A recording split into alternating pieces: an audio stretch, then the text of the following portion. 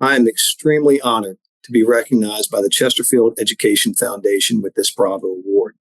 Like all recipients of this award, any perceived successes that I've accomplished were due in no small part to the phenomenal education that I received growing up in Chesterfield County at Robius Elementary, Midlothian Middle, and Midlothian High Schools.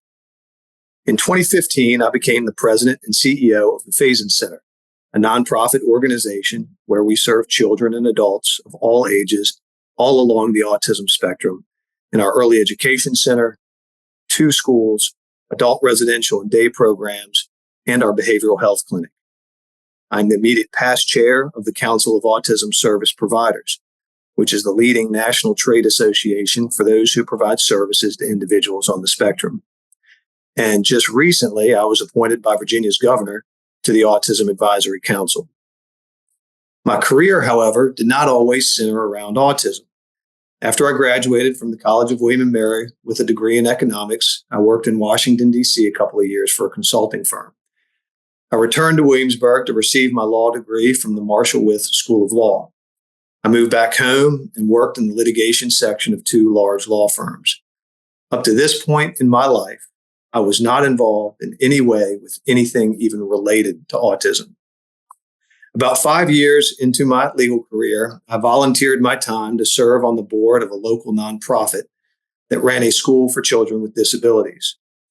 The more I learned about the laws and regulations governing the educational rights of children with disabilities and the obstacles that those children and their families faced simply trying to get an education that they were entitled to under those laws, the more I wanted to help those families. Therefore, I started my own law firm to specialize in education law with a focus on special education. Ensuring the educational rights of children with disabilities opened my eyes to the world of autism. Eventually, my practice led me to be introduced to the founders of what was then called the Faison School for Autism. When the opportunity arose to join Faison as CEO and leave my legal career, I took it. I loved the study of law and I loved the practice of law. But I felt that I could do something at Faison that I would be unable to do as an attorney. Since my time at Faison, we have grown from just a small school to a world-class autism center. I tell this story of my professional journey for 2 reasons. 1, I hope that current students in Chesterfield County understand that they should not expect to know right now exactly what they want to do in the future. Don't put that pressure on yourself. If I had been asked about autism when I graduated high school in 1994, I wouldn't have known what you were talking about.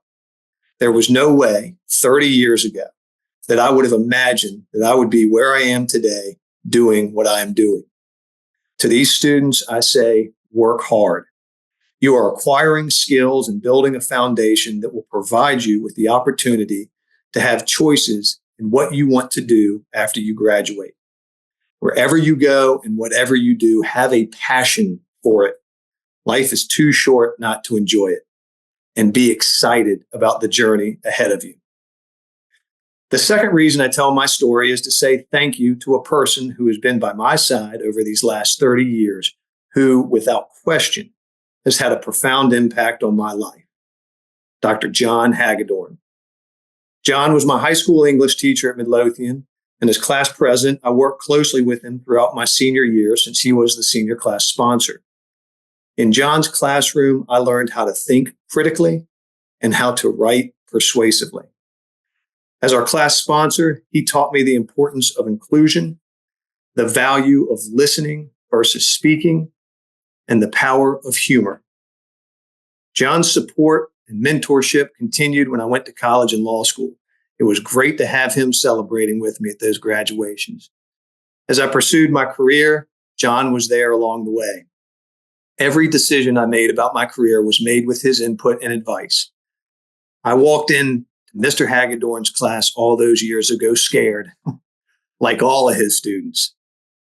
Little did I know then how much of an impact he would have on my life as my teacher, my mentor, and my friend. Thank you, John, for everything. And many thanks to the Chesterfield Education Foundation for this wonderful recognition.